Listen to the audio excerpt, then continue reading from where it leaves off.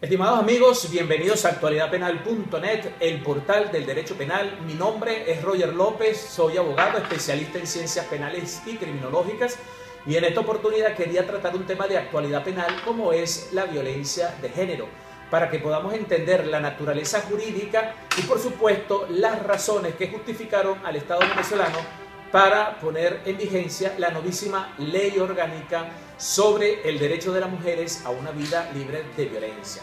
Pues desde el punto de vista histórico, durante muchísimos años y también durante algunos siglos, las mujeres han venido luchando de manera reiterada y permanente por rescatar el reconocimiento de sus derechos políticos y sociales, así como el respeto a su dignidad humana. Y uno de esos principales eventos que nos aclara la historia universal viene dada en 1791, cuando en Francia Olympe de Gouges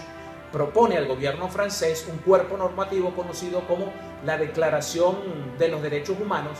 de la Mujer y la Ciudadana. Ese cuerpo normativo, esa Convención Universal de Derechos Humanos, fue rechazada totalmente por los revolucionarios franceses y a consecuencia de ese rechazo su proponente Olympe de Gouges fue llevado a la guillotina. Hasta los años 60, década de los años 60, se creía que la violencia de género tenía su fuente o su génesis en una patología por parte del sujeto agresor e incluso hasta de la víctima. Pero hoy por hoy se ha descubierto que la violencia de género tiene factores eminentemente científicos, es decir, desde el punto de vista científico tiene su fuente en factores de carácter biopsicosocial, sobre todo en aquellas sociedades con características patriarcales que al sol del día de hoy, siglo XXI, aún conservan estructuras jerarquizadas de subordinación y discriminación hacia la mujer que evidentemente producen valores y conceptos negativos que descalifican sistemáticamente a la mujer, sus ideas, sus opiniones, sus actividades. Por esa razón, frente al rechazo del poder masculino, cuando la mujer niega ese poder masculino, rechaza el hombre, entonces el sujeto agresor entiende y concientiza ese rechazo como una transgresión al orden natural que justifica la conducta violenta, que justifica la agresión hacia las mujeres, quienes evidentemente en concepto de ese sujeto agresor carecen de los derechos fundamentales más elementales que pueda tener cualquier ser humano, como el derecho a la vida, el derecho a la libertad, el derecho al respeto, el derecho al libre albedrío. Y por esa razón, la violencia de género hoy por hoy constituye un problema de salud pública y de violación sistemática de los derechos humanos que evidencian lo dramático, ese gran problema que produce los efectos de la discriminación y la indiferencia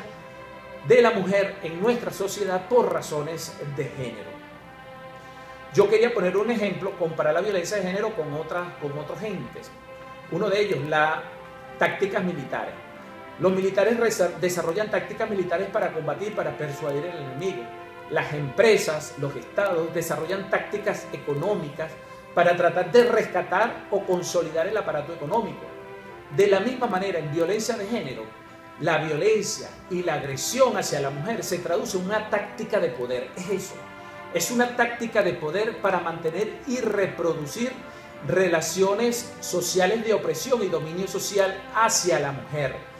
Por esa razón, frente a un poder patriarcal que desconoce el uso, el goce, el disfrute de los derechos humanos por parte de las mujeres, el Estado venezolano no puede mantenerse inerte o callado y por esa razón debe poner en vigencia aquellos cuerpos normativos que permitan desarrollar las prescripciones y los principios constitucionales propios de un Estado democrático y social de derecho y de justicia. Y en ese orden Venezuela ha participado y ha celebrado y suscrito una serie de tratados internacionales en materia de derechos humanos que están vinculados con la violencia de género. Uno de ellos es la Convención Interamericana para Prevenir, Sancionar y Erradicar la Violencia de Género, conocida como la Convención de Belém do Pará. También tenemos la Convención para Erradicar toda forma de discriminación hacia la mujer, celebrada en el año 1979. Igualmente tenemos la Declaración de la Organización de las Naciones Unidas para eliminar toda forma de violencia hacia la mujer, celebrada y ratificada por Venezuela en el año 1993. Tenemos la Cuarta Conferencia Mundial sobre las Mujeres, celebrada en Pekín en el año 1995, que en mi criterio constituye una de las convenciones más importantes que haya suscrito el Estado venezolano y la comunidad internacional, porque allí por vez primera se reconoce con carácter vinculante y universal que la violencia de género, el poder patriarcal, constituye uno de los principales obstáculos que impide el desarrollo de las sociedades en un ámbito de igualdad, en un ámbito de igualitario, porque a través de ella se afectan los derechos fundamentales, los derechos humanos de la mitad de un sector de la colectividad de la humanidad como son las mujeres. De allí que tanto en el ámbito internacional como en el ámbito del ordenamiento jurídico interno se delimita al sujeto pasivo de la violencia de género a las mujeres. De tal manera que hoy por hoy la ley orgánica sobre el derecho de las mujeres a una vida libre de violencia tiene como finalidad, tiene como objeto principal sancionar, prevenir, sancionar, investigar, perseguir y erradicar la violencia de género, estableciendo las estrategias y las acciones materiales que conlleven a ese objetivo y, por supuesto, definiendo las distintas modalidades de violencia de género. No solamente se trata de las violencias típicas que conocemos, como la violencia física, la violencia sexual, la violencia psicológica, también se ha venido y se plasma en nuestra ley la violencia institucional, la violencia mediática, la violencia simbólica, la violencia obstétrica, que es novísima, la violencia económica o la violencia patrimonial, la trata de mujeres, niños y adolescentes, el tráfico de mujeres, niñas y adolescentes, la esclavitud sexual, entre otras. El artículo 15 de la ley define en su totalidad 21 formas de expresión de la violencia de género. Es importante entonces entender dónde nace, cuál es la naturaleza jurídica de la violencia de género, la cual nos viene definida por el artículo 14 de la ley, señalando que violencia de género es todo maltrato físico, maltrato psicológico, sexual, económico, patrimonial, la privación ilegítima de libertad, las amenazas llevadas a cabo en el ámbito público o privado. Todo ello constituye violencia de género cuando las mismas tienen su origen en un acto sexista.